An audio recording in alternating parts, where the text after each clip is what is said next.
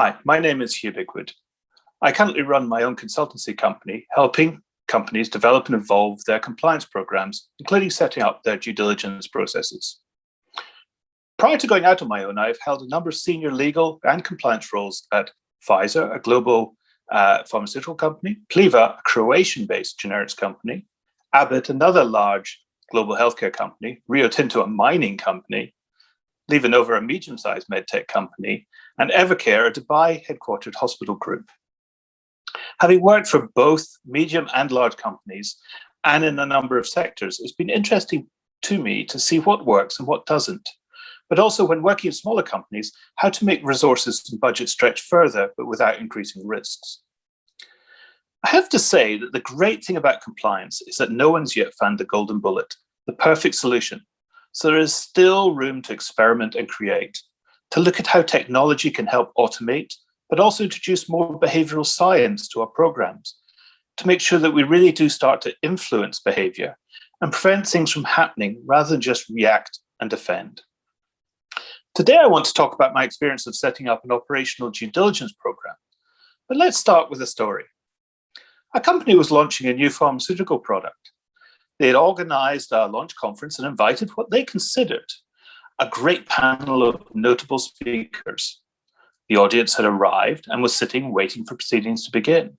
The company representative introduced the first speaker, but as that speaker came to the podium, murmurs started from the crowd. People started getting up from their seats and leaving. What the company didn't know was that their first speaker, who they thought was a renowned physician and expert, had a different reputation in the country. That person had been implicated in the development of chemical and biological weapons, earning themselves the nickname Dr. Death. Not a great start for a company's new product, especially in healthcare, and especially bearing in mind the relative small amount that they will be paying for that individual services. And perhaps a reason why you want to do at least some due diligence.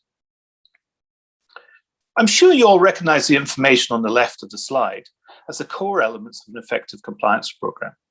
What might not be so familiar is the bit underneath and the core activities. These are really what turn a paper program into something that is a bit more effective. The right-hand side of the slide sets out the outcomes we're looking for. I divide these into three: preparing employees and managers for the risks and issues they will face, preventing issues before they occur, and thereby protecting both individuals and the company from damage, whether it's legal or reputational. Note, I haven't used the word defend or defense, as I don't see that as a core outcome. If we prepare and prevent, it should be a natural outcome.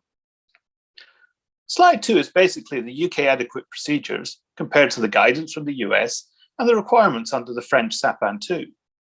If we then compare across the different requirements, we can see due diligence as a common element in all.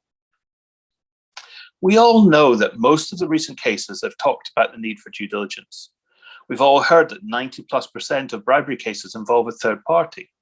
So I hope I don't have to convince you that while having some due diligence process as part of your compliance program is very worthwhile. The real question is, how do you do it? I have to give a warning at this point. Due diligence is not an exact science. There are rarely black and white answers, and there will always be things you don't know or can't easily find out. The aim is to get enough information to be able to make the best informed decision you can in the circumstances. Sometimes that decision will be based on incomplete or even no additional information. Luckily for us, we have the DOJ, who gave us some guidance on what should be in a due diligence program. And that advice has been examined, reviewed, summarized by so many experts to give us an easy to digest understanding of expectations. In fact, one recent article I saw reduced it down to 5 easy steps as follows: business justification, questionnaire to a third party, due diligence on third party, compliance terms and conditions, including payment terms, and management and oversight of third parties after the contract signing. Simples, as the meerkats may say. Or is it?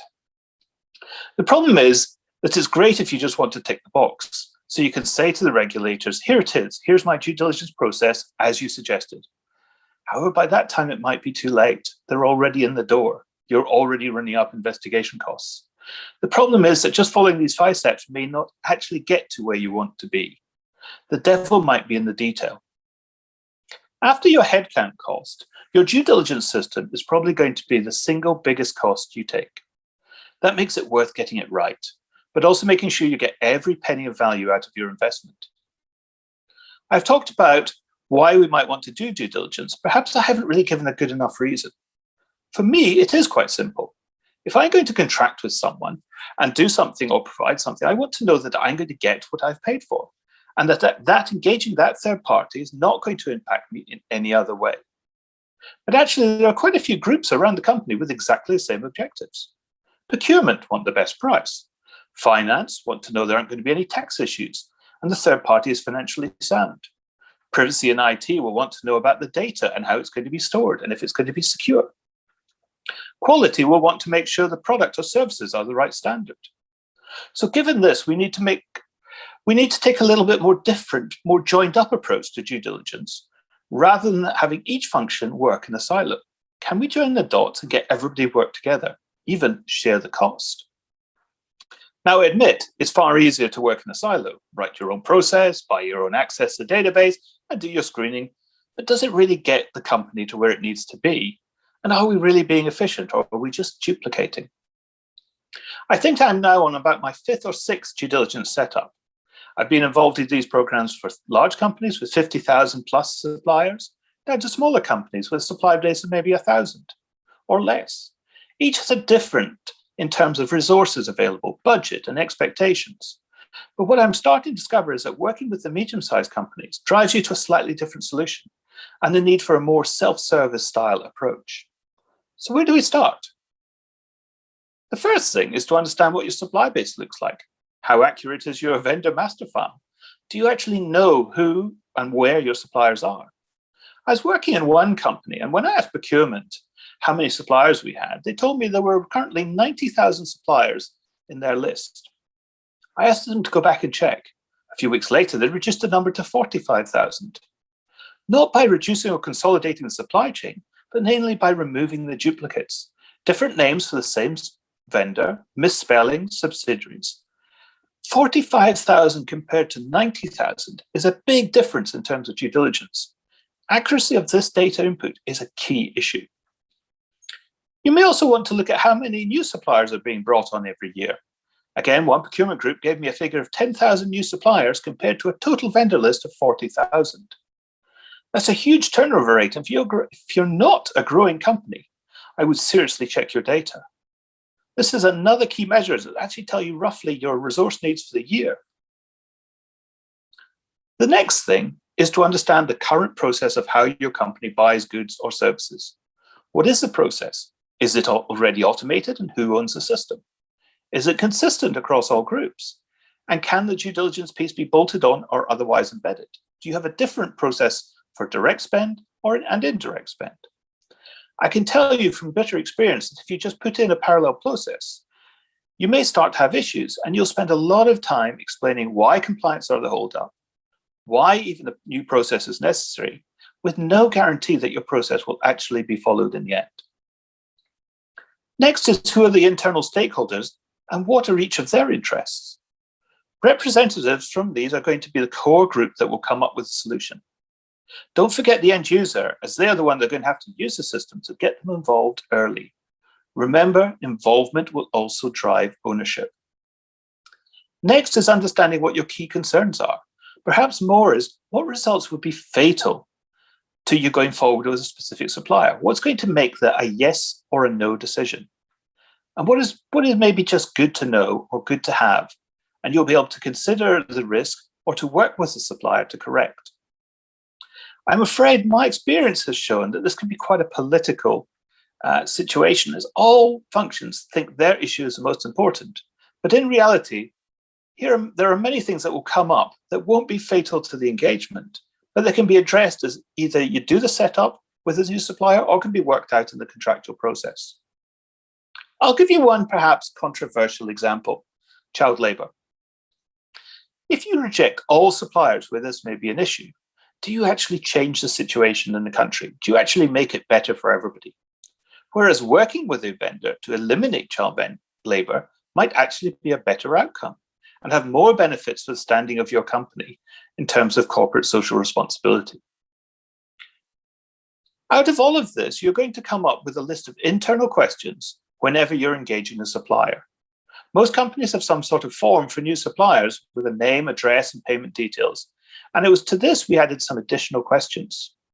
For me, this ended up at about 16 key questions. And in certain areas, if the answer was yes, then it led to some supplementary questions. For example, if the third-party service involved the use of personal or the provision and use of personal data, then there was a privacy impact assessment. If it involved technology and IT systems, then there was a cyber assessment. However, if the answer to these questions was no, this whole step could be skipped.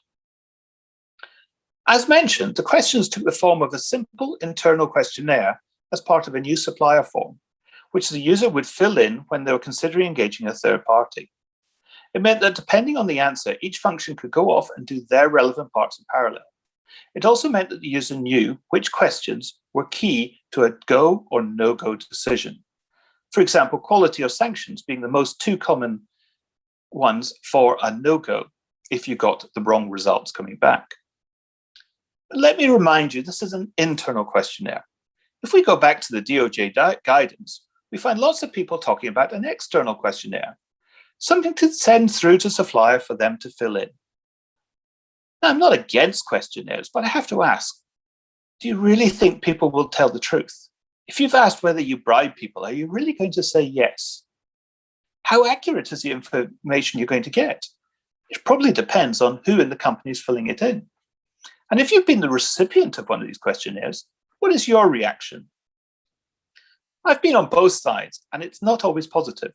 We have to remember this is a supplier we potentially want to work with. And already the relationship is getting strained, and we haven't yet started negotiating the contract.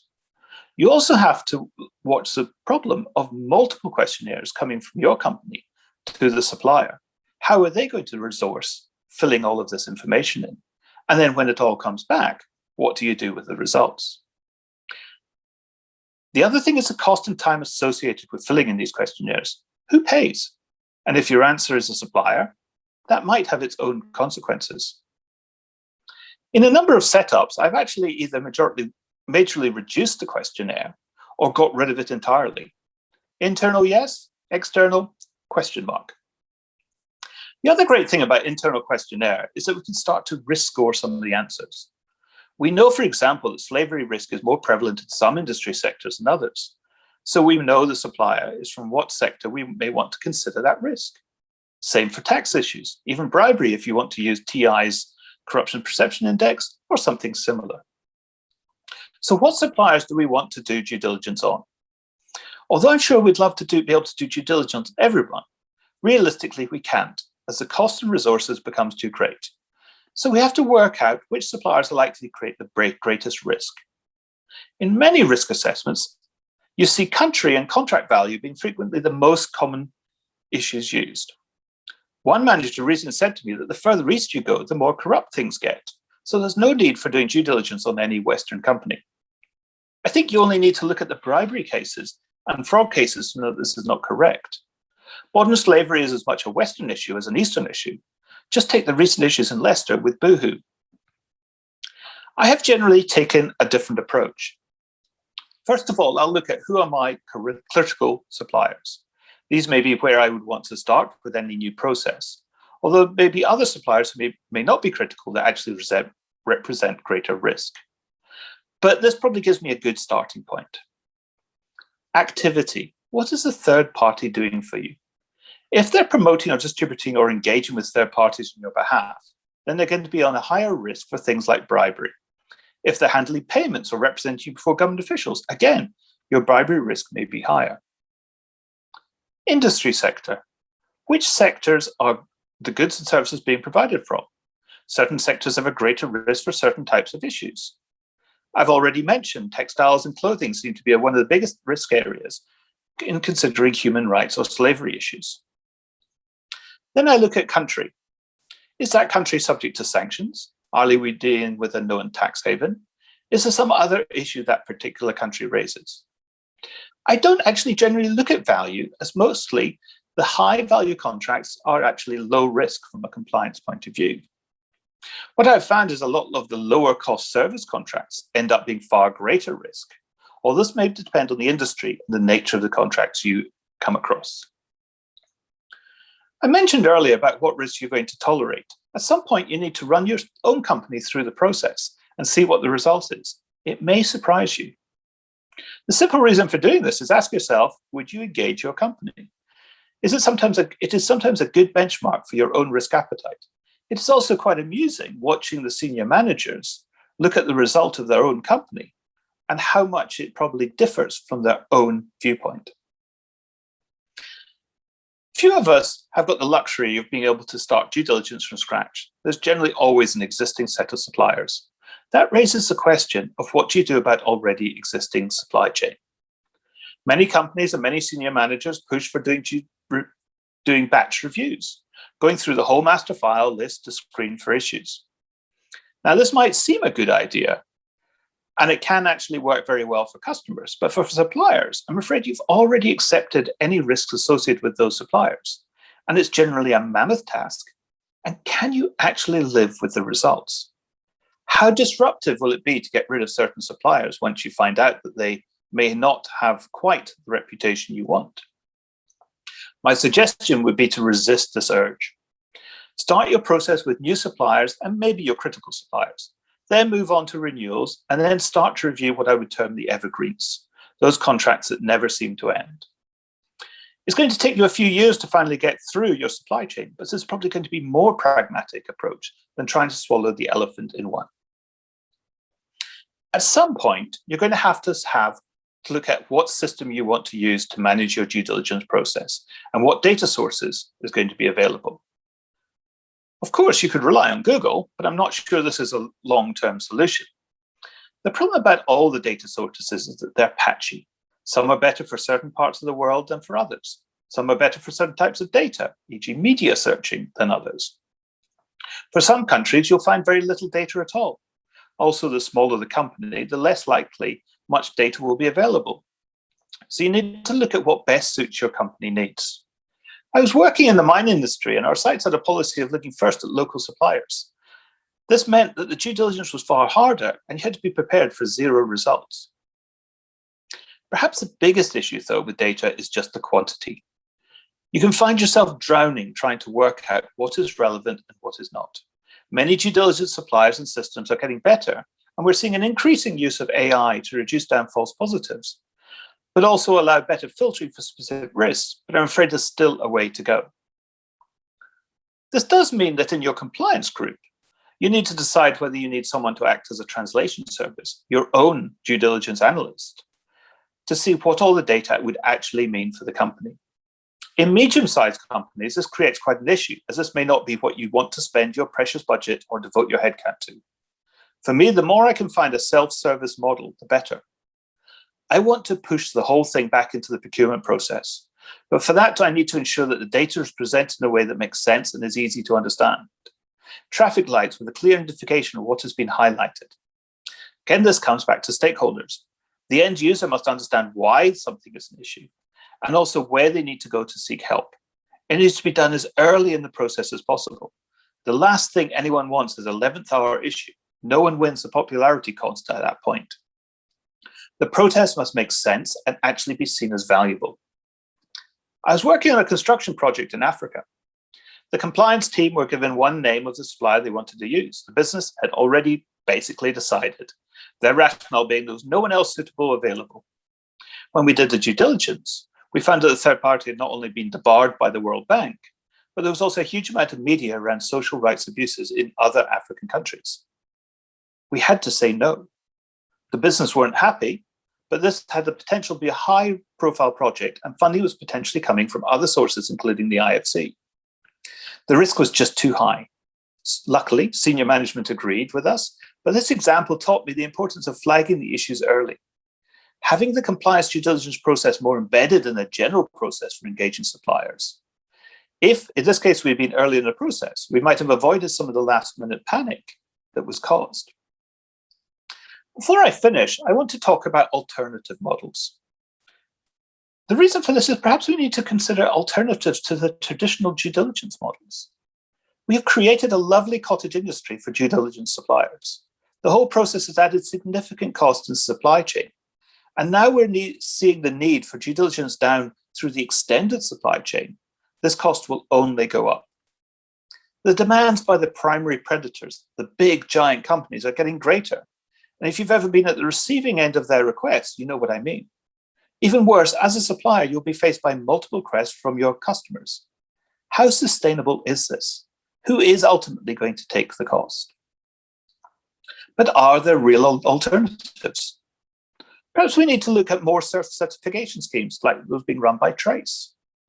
Perhaps we need to be meeting as supply chains to work out how we can create common standards, which would help give comfort across a supply chain.